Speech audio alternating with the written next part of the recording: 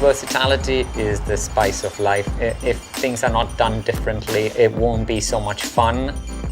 I'm Jahangir Mehta. I'm the chef owner of Graffiti Earth, and Me and You, a private dining experience. We ask you questions like, what's your favorite ingredient, what's your favorite place in life, your colors. You can tell us a little bit about your life, and then we write stories with food.